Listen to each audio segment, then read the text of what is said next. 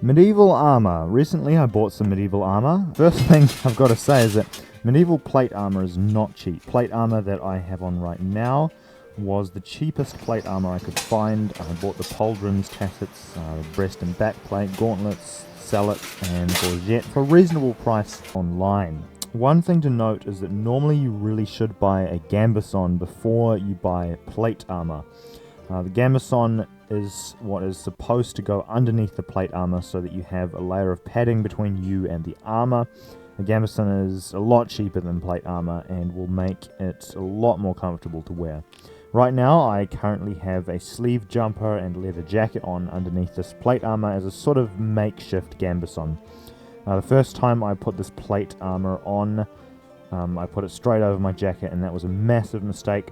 When you buy armor online, often when it comes in the mail, it is absolutely drenched in oil, presumably to prevent the armor from going rusty by oxidizing in the air, both while in storage and while it's being shipped to you. So as you can imagine, my jumper was absolutely covered in black oil after I took the armor off. I tried washing it with soap and hot water and putting it through the wash, but to no avail. Now I have a jumper covered in black oil that will now always be my armor jumper. This would probably not be such a problem with a very dark jumper, but this one was light grey, so as you can imagine, it's a bit of a mess. You can still move alright in this armor, and it doesn't restrict your movement too terribly. You can still move your arms, you can still squat down, do jumping jacks, whatever, move your head alright, admittedly less effectively when you've got the helmet and gorget on. I did go for a run in this armor after I first got it, and I was able to run in it with no issues. When it comes to delivery, it wasn't too bad. It arrived only about 10 days after it was scheduled to arrive, which really isn't an issue. It only took around 24 days to arrive from India, which I think is actually pretty good. One thing I noticed upon unboxing this armor is that it was oily, and I mean oily. It was absolutely covered in a layer of slippery black oil that seems to stick and stain everything it touches. So that's another thing to keep in mind when buying armor online. As for the packaging, it was pretty bad. The box looked all wrinkly and terrible. It was only wrapped in a thin layer of plastic, but really, it's quite alright. But the presentation upon its arrival was nothing to be impressed by. The plate armor I have on right now is in no way the best armor. It is better than what I could currently make at home, but it is right down there on the lower end of the spectrum in terms of quality. The fluting is quite nice, it looks good, and it would add the fluting would add some strength to the armor.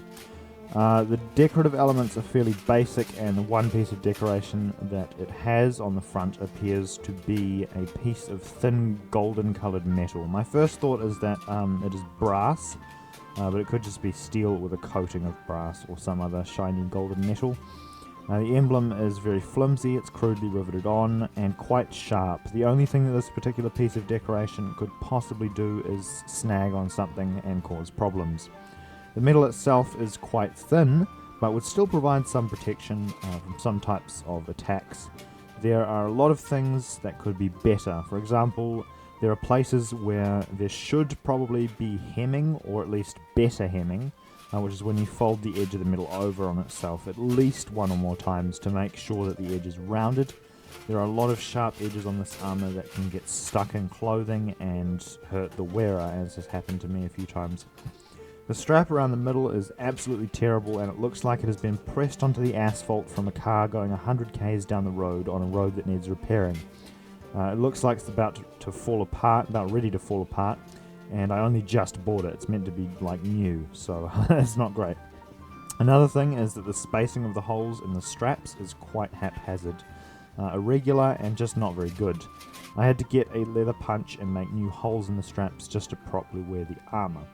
Normally when wearing a suit of plate armor, the weight should be evenly distributed all over the body. For example, a lot of the weight of the cuirass should be put on the hips using the strap around the middle. However, that does not seem to be at all possible with this particular armor.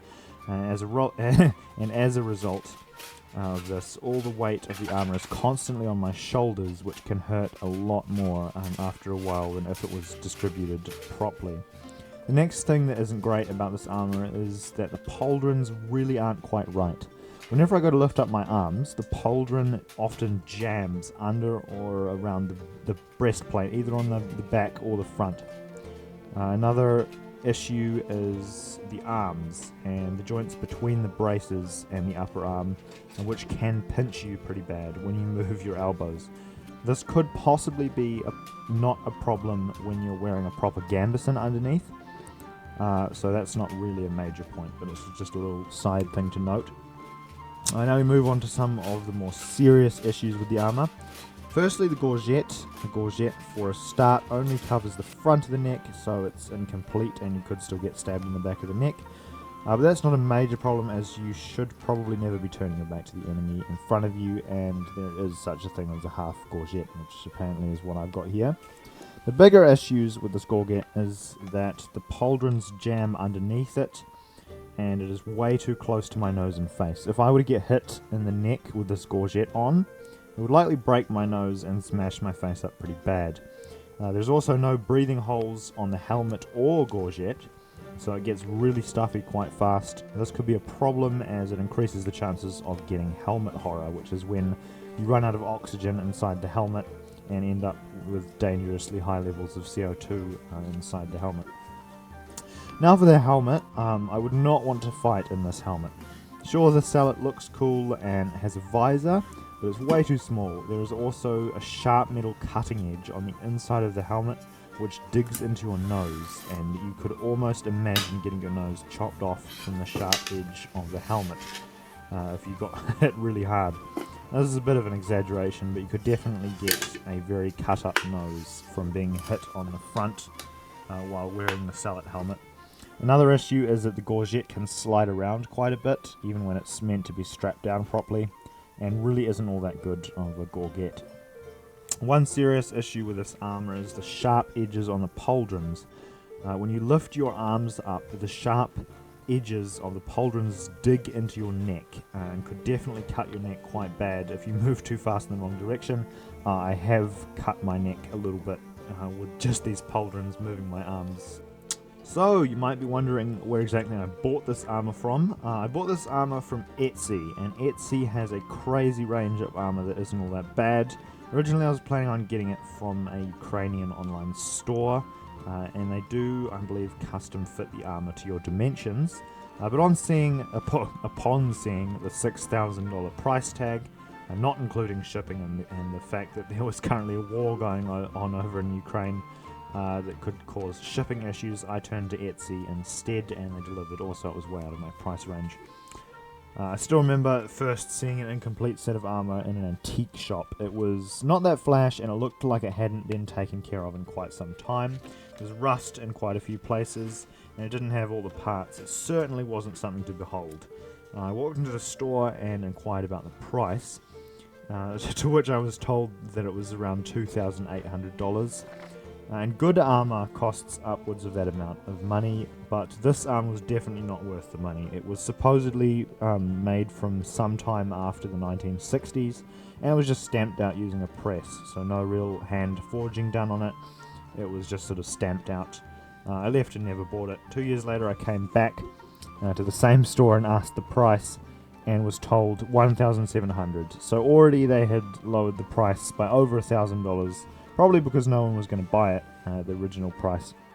Later on I saw that it was gone from the store, and I don't know if someone actually bought it or if they just got rid of it because it was taking up space and no one wanted to buy it. As for how much this particular armor costs, it was definitely on the lower price range, but still somewhat expensive. Now, to put it in perspective, a good suit of armor that is custom fitted to your dimensions, made of regular steel, and not including a gambeson, would set you back around $6,000 to $8,000. This suit cost a fraction of that, but was still a bit pricey. This suit of armor, just the top half, so everything from the waist upwards, cost me around $161. Okay, so technically that's sort of true, but I converted the cost into Kuwaiti dinar, which is currently the most valuable currency in the world. In US dollars, that converts to about $525. And in my currency of NZ dollars, that's about 887 NZ dollars. Now that wasn't even the worst part about buying this armor, because for some silly reason there is this pesky thing called GST for importing things from overseas. Now I bought this armor from India, and it was listed as free shipping, so I don't have to pay any shipping. However, there is a tax for importing. It set me back a whopping 127 New Zealand dollars. So just for the top half ended up being about $1,000. Anyway, that about concludes the story of the first suit of armour that I bought, so thanks for watching, and I'll see you next time. Goodbye.